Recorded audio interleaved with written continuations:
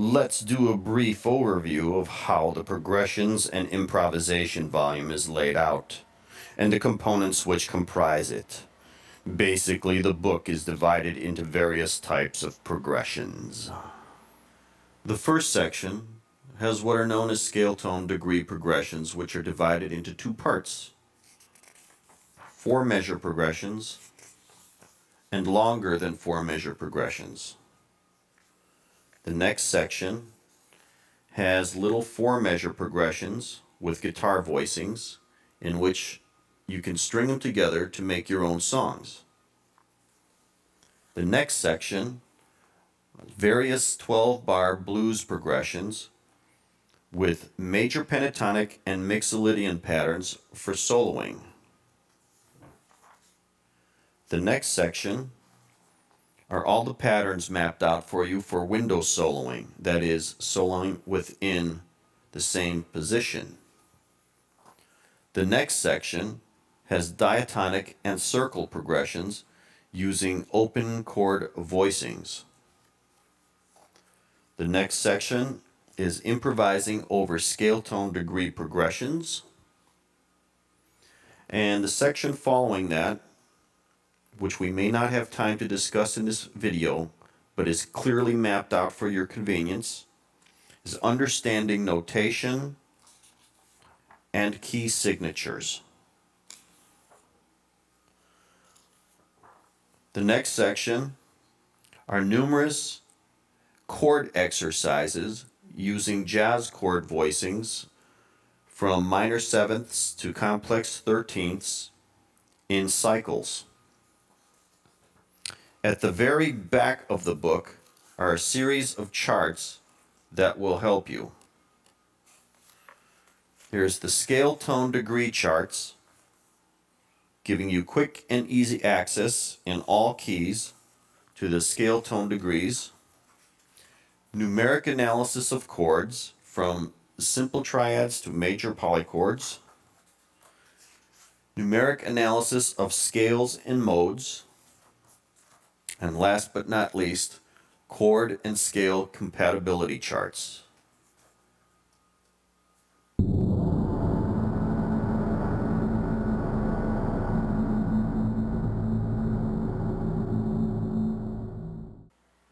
Let's start with the C major scale.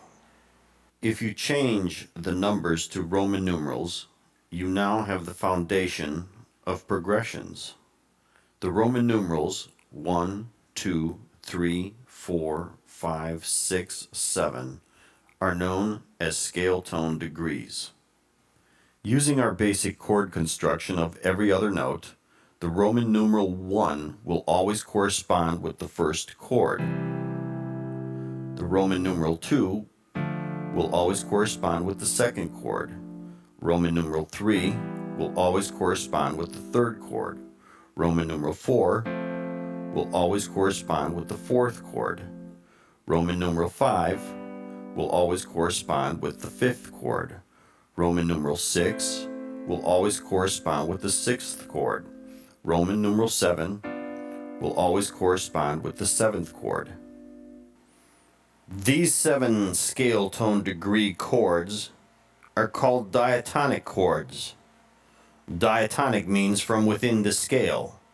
Therefore, all of these 7 chords are constructed from tones of the major scale. Hence, they are called diatonic chords.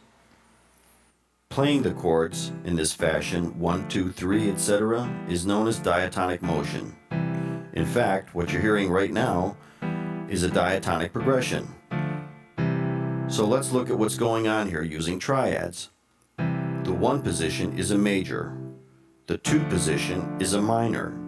The 3 position is a minor. The 4 position is a major. The 5 position is a major. The 6 position is a minor. The 7 position is a diminished. This remains constant. These 7 chords are directly linked to and derived from the modes. Let's look at the 7 chords using 4-note chords. The first position is a major 7th. The 2 position is a minor 7th. The 3 position is a minor 7th. The 4 position is a major 7th. The 5 position is a dominant 7th. The 6th position is a minor 7th. And the 7th position is a half diminished. This remains constant unless we alter them, and we'll show you how to do this later.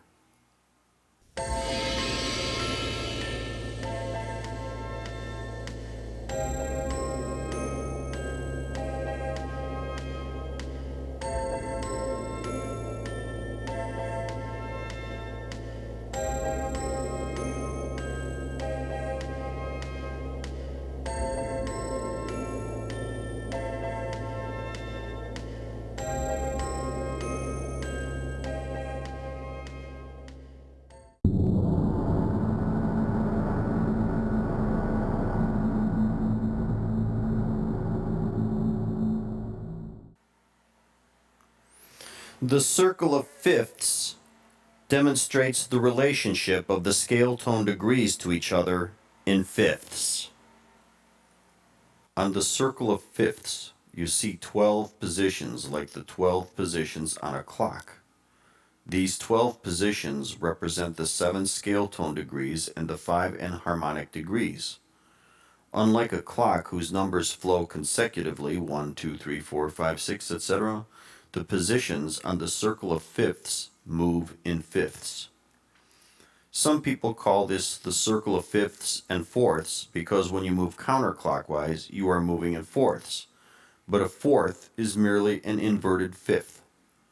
To better understand the circle of fifths, let's turn to the keyboard. Starting on the C as our 1 position, we go a fifth up from that, which is the 5. A fifth from that is the 2. A fifth from that is the 6. A fifth from that is the 3. A fifth from that is the 7. And then we have to bounce down, otherwise we'll run out of room. A fifth from the 7 is the flat 5. A fifth from the flat 5 is the flat 2. A fifth from the flat 2 is the flat 6, and then we have to move down again. A fifth from the flat 6 is the flat 3. A fifth from the flat 3 is the flat 7, and a fifth from the flat 7 is the 4, and then a fifth from the 4 is the 1 again. Alright, now if we move counterclockwise, starting on C as our 1 position, and we descend, a fifth from the 1 is the 4, a fifth from the 4 is the flat 7, a fifth from the flat 7 is the flat 3, a fifth from the flat 3 is the flat 6, and we have to bounce this up. A fifth from the flat 6 is the flat 2, a fifth from the flat 2 is the flat 5, a fifth from the flat 5 is the 7, and we have to bounce this up. A fifth from the 7 is the 3, a fifth from the 3 is the 6, a fifth from the 6 is the 2, and a fifth from the 2 is the 5, and a fifth from the 5 brings us back to the 1 again. On page 12 of your Guitar Grimoire Progressions and Improvisation volume is a chart that you will find very useful as you study the circle of fifths. On page 186 is the circle of fifths in all 15 keys. Sonically, there are only 12 keys, but theoretically, there are 15. These are the enharmonic keys. For instance, C flat and B are sonically the same, but in theory and in notation they are quite different. G flat and F sharp, sonically they are the same, but in theory and notation are quite different. D flat and C sharp, sonically are the same, but in theory and notation are quite different. This page will help you study the circle of fifths in all keys. Now that you know that each position is a fifth, what about the relationship to the other positions? Now, if we take any position as our starting point and skip 2 positions clockwise, we have a 6th. From the 1 to the 6. From the 5 to the 3 is a 6th. From the 2 to the 7 is a 6th. From the 6 to the flat 5 is a 6th. This works in reverse as well, except in this case, you get a minor third. But bear in mind that a minor third is an inverted sixth. Now, if you take any position and skip 3 positions clockwise, what you have is a major third. 1, skip 3 positions, that's a major third. From the 5, skipping 3 positions, you have a 7, which is a major third. From the 2, skip 3 positions, you have a flat 5, which is a major third. This works in reverse, counterclockwise. But what you get is a minor sixth, which is an inverted third. If we skip 4 positions from our starting point, what we get is a seventh. Skip 4 positions, and there's our seventh. From the 5 to the flat 5 is a seventh. From the 2 to the flat 2 is a seventh. From the 6 to the flat 6 is a seventh. This works in reverse, counterclockwise as well. But what we get is a flat second, which is an inverted seventh. And if we shoot directly across from any position that we start on, what we get is a flat 5. From the 5 to the flat 2 is a flat 5. From the 2 to the flat 6 is a flat 5. Any position, flat 5.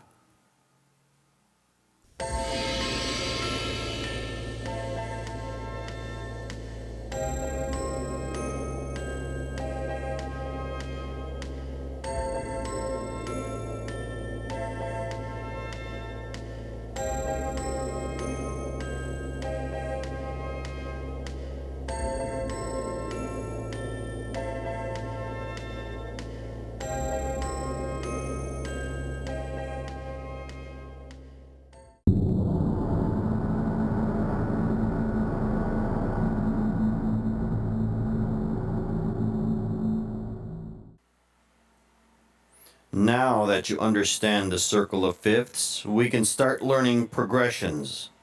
In jazz and popular music, you hear musicians talking about the 2-5-1. The 2-5-1 is the first basic circle progression derived from the circle of fifths. If we start at the 2 position and move counterclockwise to the 5 and then to the 1, we have the 2-5-1.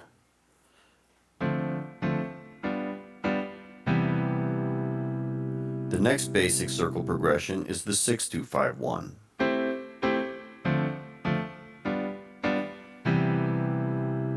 The next is the 3-6-2-5-1.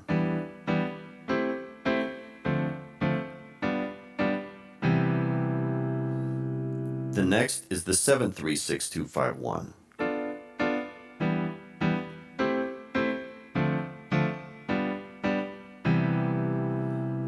The last of the basic circle progressions throws us a curveball. It starts at the 4, shoots to the 7, and completes the cycle 3-6-2-5-1.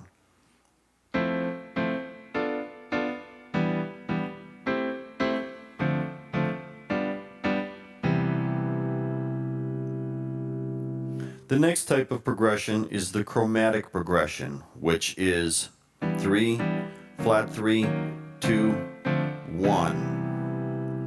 And you can use the chromatic progression with any of the scale tone degrees. Chromatic means moving in half steps, either descending or ascending. The circle progressions can be combined with chromatic progressions and diatonic progressions.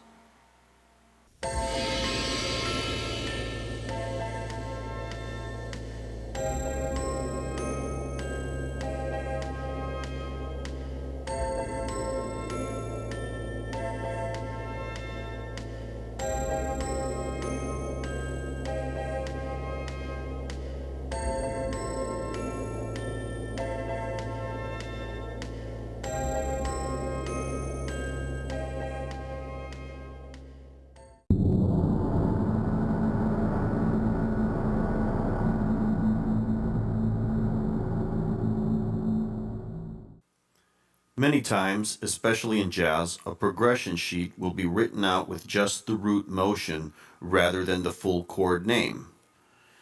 These root motion progressions allow the musician to see what the progression is stripped of pitch, allowing them to transpose or change keys on the fly.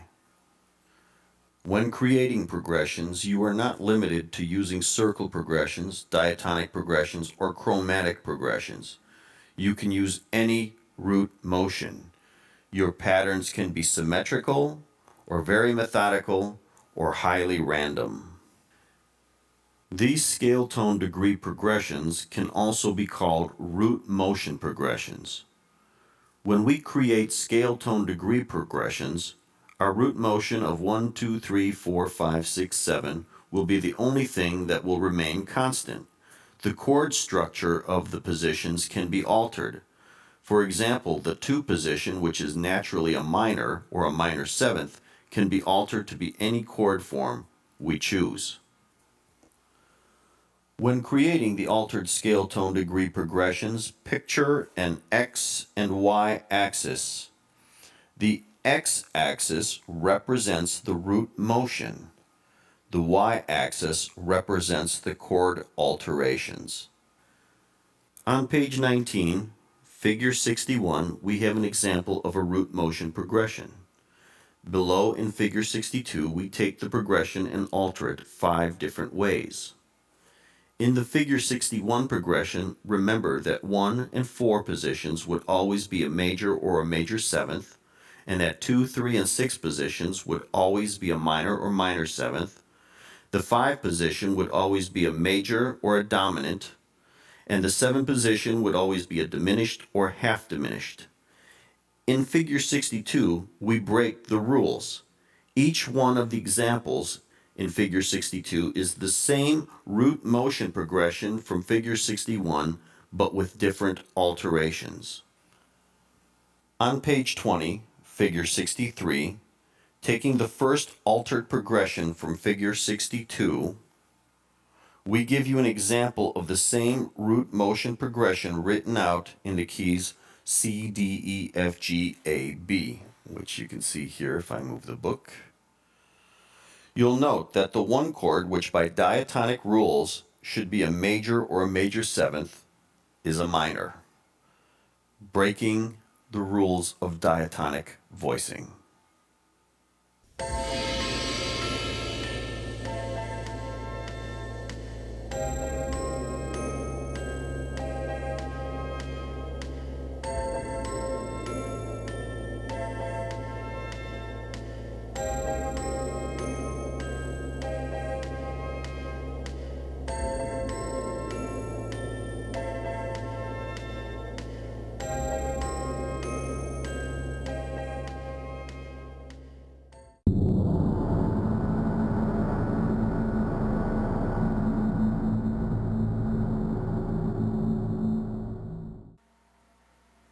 The method of creating progressions using the X and Y axis alterations of scale tone degree progressions is great for creativity, but chances are that only a select few will have an ear that can appreciate them. If you want a larger listening audience, you have to keep your music simple. On pages 50 through 142 in your Guitar Grimoire Progressions and Improvisation volume, there are a slew of 4 measure progressions voiced in straight major and minor open chord voicings. Each page has 2 progressions on it. However, those 2 progressions are given in the 7 main keys, C, D, E, F, G, A, B, which you can't see on your screen, but they're down here.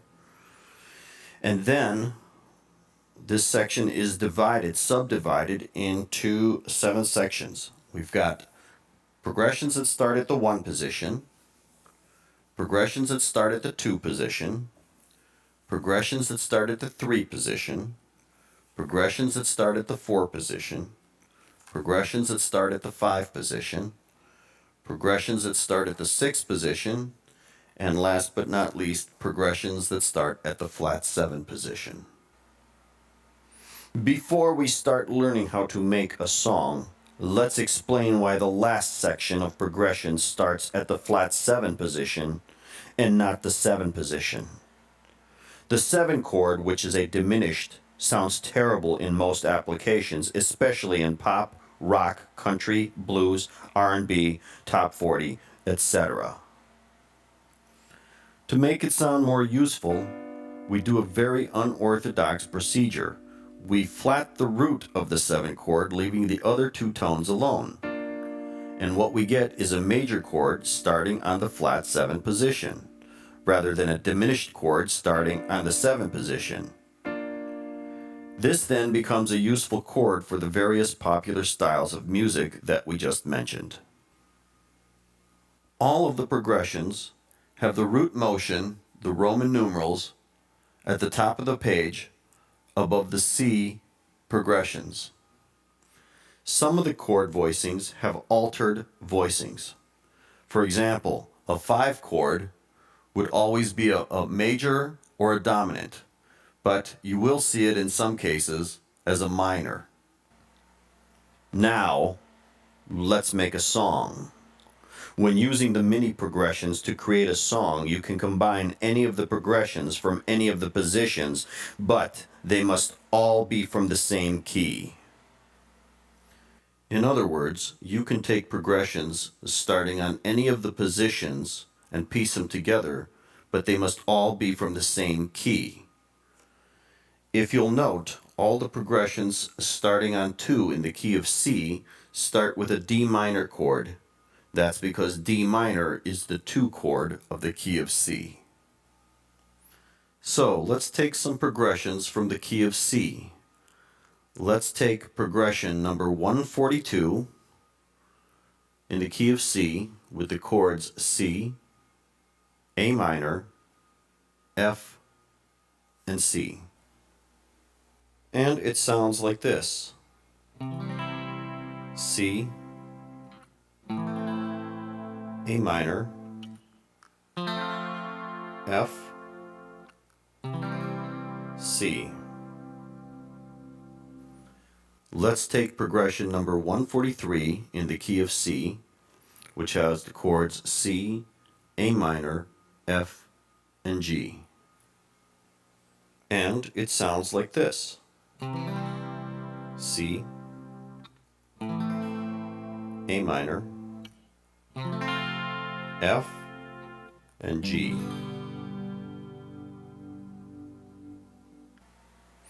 The 2 progressions are almost identical, except for the 4th measure. The 4th measure of the first progression, number 142 we've chosen, ends with a C. The 4th measure of the second progression, number 143 we've chosen, ends with a G. Let's take progression number 218 starting on the 4 position in the key of C. This progression has F, G, F, G. And it sounds like this. F, G, F,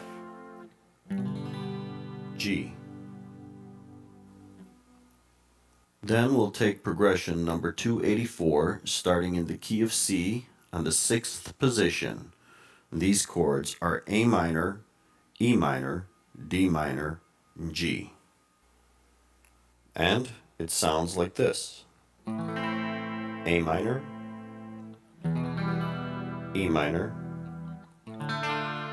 D minor, G. Then we're going to take progression number 300 in the key of C, starting on the flat 7 position, which has the chords B flat, F, C, and G. And it sounds like this. B flat, F, C, G. And this is what it looks like put together. We'll play 142 once, 143 once, 218 once, 284 once, and we'll play 300 twice. twice. Now we'll piece them all together to make a song. I've recorded a simple accompaniment, and I'm going to play the chords just as a single strike for 4 beats, 1 chord per measure, and it goes like this.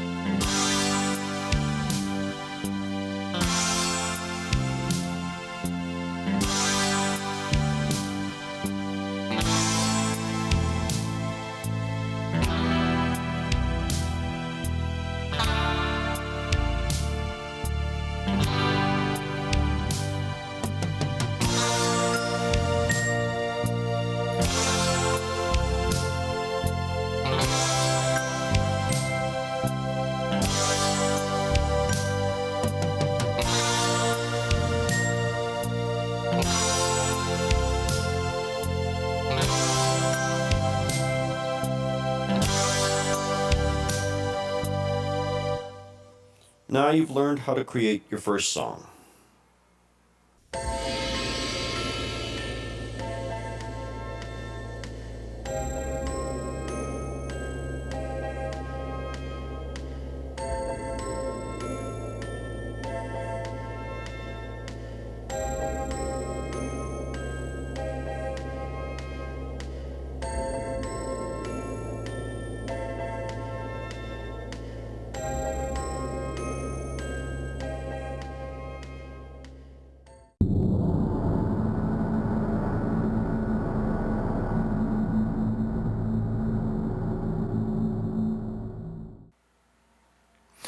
Our starting point for improvising over progressions is the 1-chord jams, which were so popular in the late 60s and 70s.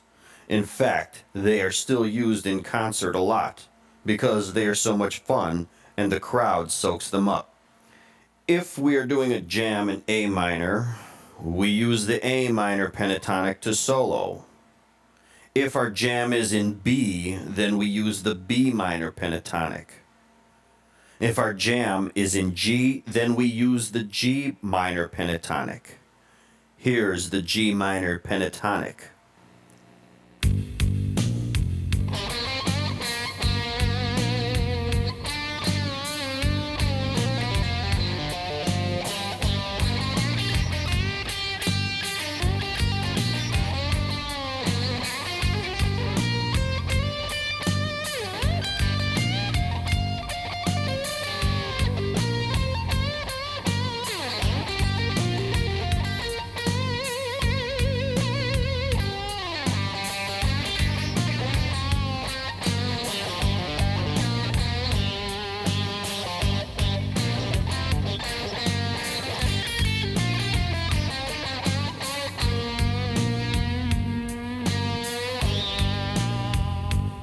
That's fine for 1-chord jams, but what about when you are changing chords? Let's start with a basic 12-bar blues progression. This would be a 12-measure progression with a 1-4-5 root motion. On pages 145 through 158 of your Progressions and Improvisation volume is a section listing the 12-bar blues progressions in the main keys of C, D, E, F, G, A, B. Now we'll take the first of the 12-bar progressions in the key of C on page 145. We're using basic triad open chord voicings. This means the chord voicings use open strings. For the bluesy sound, you can still use the minor pentatonic over this progression. Remember, when you're playing over the 4 chord, you will place your emphasis on the 4 tone. And when you're playing over the 5 chord, your emphasis will be over the 5 tone. And it will sound like this.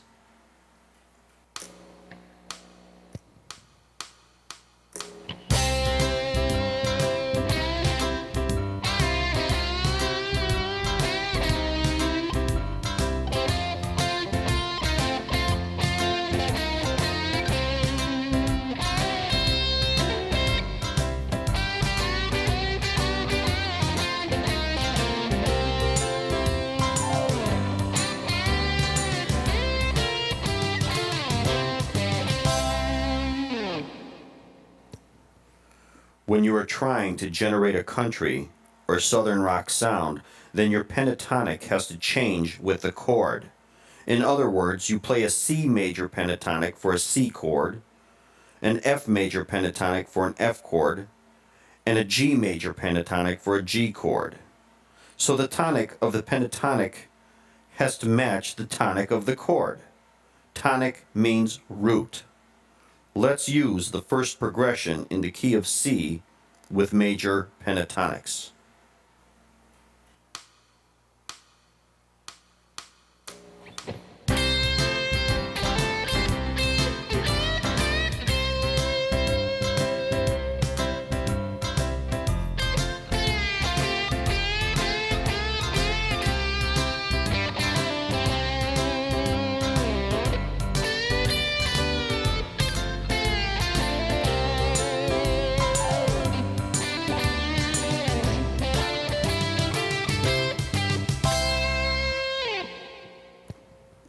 Now let's change all the triads to dominants. In other words, C7, F7, and G7. And we'll take the Mixolydian mode and use that to improvise over our progression. The Mixolydians are mapped out for you, as are the major pentatonics in the book. Like the major pentatonics, the Mixolydian has to correspond with the chord. In other words, C for C, F for F, G for G. And it sounds like this.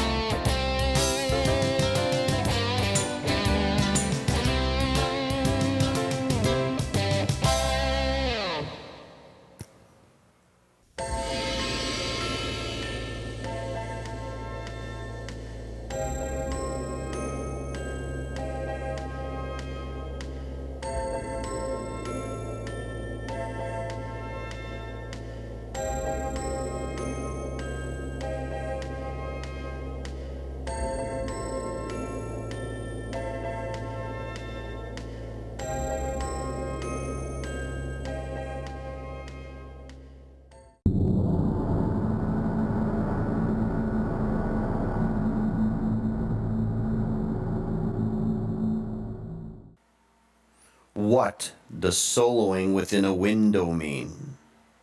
It means as you change chords and scales, you don't change positions, you stay on the same frets. We already touched upon it basically with the major pentatonic and Mixolydian patterns. On pages 160 through 166 are mapped out for you in the main keys C, D, E, F, G, A, B, all the major and minor pentatonic changes within the same position.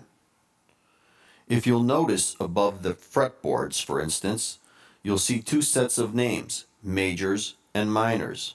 What this represents is relatives. In other words, C major and A minor pentatonics are relatives of each other. F major and D minor pentatonic are modes of each other. Modes and relatives are the same thing. G major pentatonic and E minor pentatonic are modes of each other. B flat major and G minor pentatonics are modes of each other. And so on and so forth. It's graphed out for you. Let's take the first song we created in Lesson 5 and let's set up major and minor pentatonics to solo over our song. Now the important thing for you to learn is not the notes of the solo that I am playing, but the patterns that I am playing those notes from. If I teach you the solo I am playing, you've only learned my solo. But if I teach you the patterns that I used for my solo, then you learn how to create your own solos. The first thing we have to do is decide which position we are going to start in. We are going to use the positions in the center of page 160, and then we'll start to build our solo accordingly. To cover the chords of C and A minor from progression number 142, we can use the same scale pattern because C and A minor are relatives of each other. When we change to the F chord, we change patterns to the F major pentatonic. As we return to the C chord, we return to the C pattern. We return to the F pattern and change to the G chord when we are in progression 143. We use F and G for the F and G progression of 218. For progression 284, we use the A minor pentatonic for the A minor chord, E minor pentatonic for the E minor chord, D minor pentatonic for the D minor chord. For progression number 300, we veer away from the window soloing and I use a variation of harmonized tones that match the chord changes. And it sounds like this.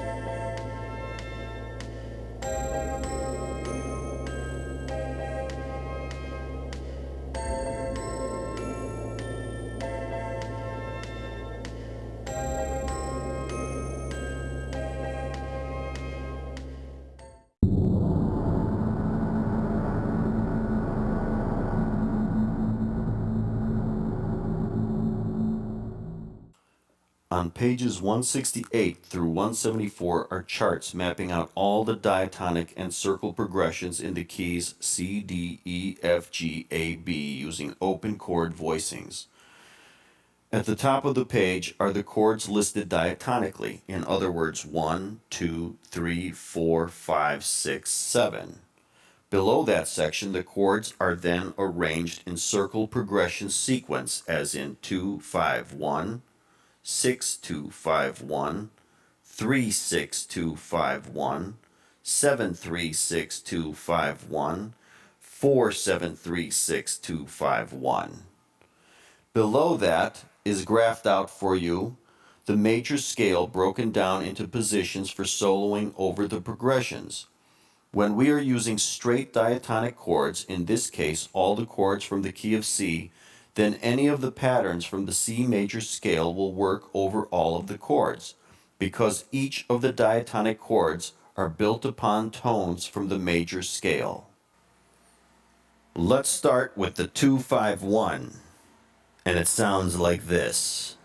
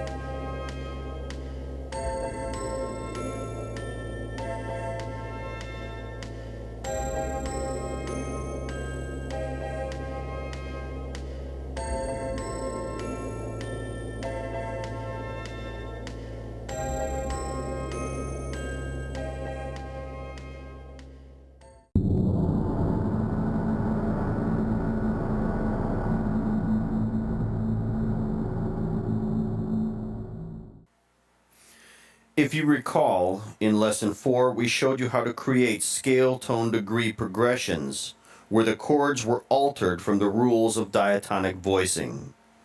How do you solo over these progressions? On page 176, we take the altered root motion progression in the key of C from page 20 and we voiced it for you on the guitar. Below it are 3 of countless possible ways of soloing over such a drastically altered progression. Bear in mind, if you're just randomly picking alterations for your root motion, your first choice might not sound so good. These progressions may require some severe tweaking to make them sound palatable. I personally don't use these very much. But if you feel the need to explore these realms, you now know how to do it. This closes the Harmony and Theory series. Hope you enjoyed it, and hope it takes you where you want to go. And remember, no matter how good you get, you are not a gift to music. Music is a gift to you.